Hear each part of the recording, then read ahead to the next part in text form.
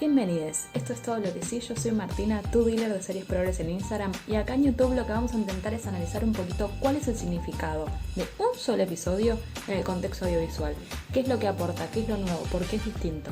Pero antes suscríbete, así suena esa campana. Hoy hablamos del segundo episodio del especial de Euphoria, el capítulo dedicado a Jules. Un poco con la excusa narrativa de que ella va a terapia, logramos ver desde su mirada la revisión de todo lo que ya pasó en la primera temporada, lo que le está pasando ahora y un poquito lo que le va a pasar en el futuro. Euphoria es una serie que tiene un montón de cosas para analizar, desde la toxicidad en las relaciones, con las drogas, con todo.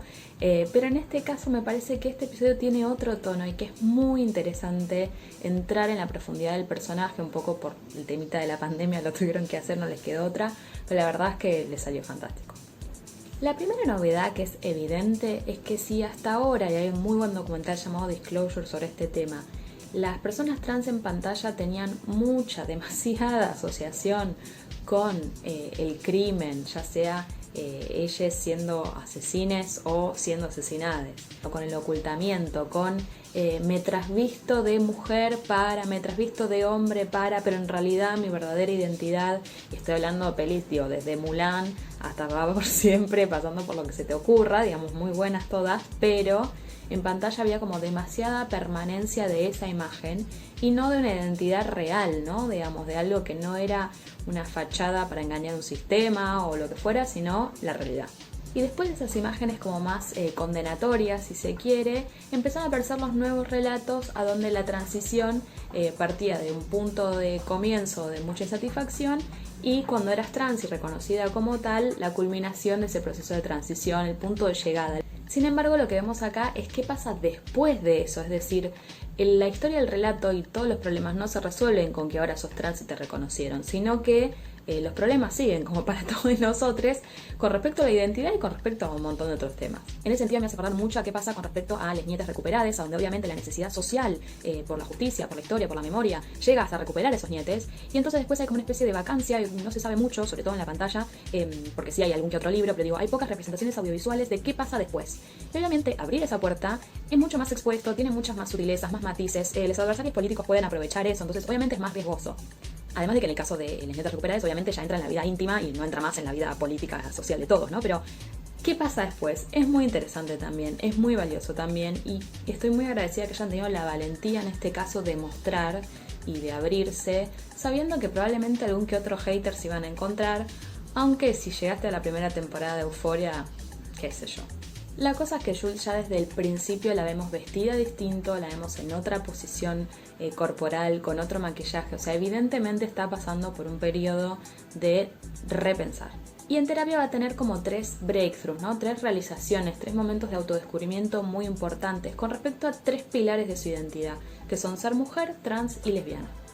La primera me parece el logro feminista máximo y lo que nos pasa a todas, que es que nos damos cuenta que mucho de la idea de la femineidad está construida en base a lo que sería el deseo y la mirada masculina. En ese sentido, además, te encontrás con que la mirada masculina es bastante empobrecedora, chata y no te interesa. Y de alguna manera eso también nos lleva al hecho de que siempre vivimos privilegiando cuál es el deseo, cuál es la voz, cuál es la mirada masculina sobre las demás compañeras, una misma, otros deseos, no sé. La segunda pata tiene que ver con algo muy interesante, que es cómo las mujeres, a partir de ese estándar que nos evalúa, también nos vinculamos a nosotras como objetos en esa jerarquía, es decir, nos vinculamos según cuán bien nos adecuamos a ese estándar de la mirada masculina, en vez de vincularnos entre nosotras como sujetos y no como objetos. Lo que dice Jules específicamente es, sería muy erótico si no fuera que es una cagada. ¿Por qué? Porque Jules, además, como mujer trans, tiene un agregado que obviamente yo no termino de comprender, pero lo refiero, que tiene que ver con que está siendo evaluada por sus compañeras. Está siendo evaluada a ver si está performando bien el género. Y lo que dice Jules es me cago en tres. Es decir, de alguna manera se pone inclusive más sobredeterminada, inclusive más tradicional, inclusive más binaria la mirada, también de las mujeres, sobre qué es ser una mujer cuando se trata de una mujer trans. Entonces tiene que estar haciendo todo correctamente. Y en ese sentido, algo que me parece glorioso es como Jules pasa de darse cuenta que ella venía asociando la femineidad algo pequeño, sutil, frágil, que no ocupe mucho lugar, mucho espacio, que no haga lío, a darse cuenta que lo femenino puede ser tan poderoso y tomar la referencia como el mar. Es decir, pasa del pánico a crecer o a pasar por lo que sería la pubertad en sentido hormonal, con un proceso de ensanchamiento, de fortalecimiento, y etcétera, a decir, loco, es así.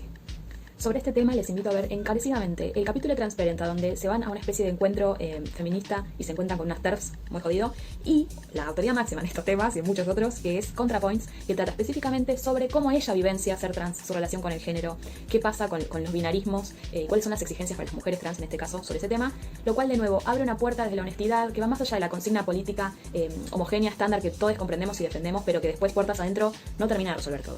Este episodio probablemente no hubiera sucedido si no fuera porque, además de coescribir, también como co-creó su actriz Hunter Schafer. Por más buen guionista y buen todo que sea Sam Levinson, dudo que se hubiera llegado a ese nivel de honestidad y de batallas reales, ¿no? Que es lo que pasa cuando pones gente a escribir sus propias historias. Inclusive creo que se le podría objetar en algún caso que están eligiendo a una persona que dentro de ese grupo es completamente hegemónica. ¿En qué sentido? Ella es modelo, es hermosa, hizo su transición temprano en su vida, entonces como que tiene más chances de pasar en estos términos que hablábamos antes. Y sin embargo me parece que en este caso, a mí me parece un avance. ¿En qué sentido? En que está bueno mostrar que inclusive en los casos a donde dentro del grupo se le está siendo muy privilegiado, sigue siendo muy difícil. Seguís teniendo esas dudas, esas batallas y esas cosas porque el mundo sigue siendo una mierda. Además hay algo que le pasa tanto al personaje como a la actriz, que tiene que ver con que pasar la transición cuando también estás atravesando la adolescencia ya es muchísimo. O sea, te está preguntando cómo funciona el mundo, quién sos vos en ese mundo, de qué mierda querés hacer de tu vida, y encima estás pasando por todo lo demás. En un mundo además, en una generación donde la relación entre la realidad y la fantasía y lo virtual es muy compleja. Y algo muy, muy, muy refrescante, volviendo a lo que suelen ser las representaciones acostumbradas para las personas trans, es que Jules no es una persona a priori autodestructiva. Es decir, tiene problemas, tiene desafíos, tiene un montón de situaciones, y sin embargo vemos que se preserva, que registra, que identifica qué es lo que le pasa. Inclusive habiendo tenido una experiencia súper traumática con una terapia de conversión a la cual la quiere mandar la madre, ella va a terapia y habla, o sea, gracias. Es decir, de alguna manera te da la esperanza de que este personaje no sea asesinado como casi todos los personajes LGTBI. En fin, veremos, todo puede pasar. Yo le tengo mucha confianza, no solo que no termine asesinada, sino que realmente siento que va a ser buenas elecciones para ella y para Ro.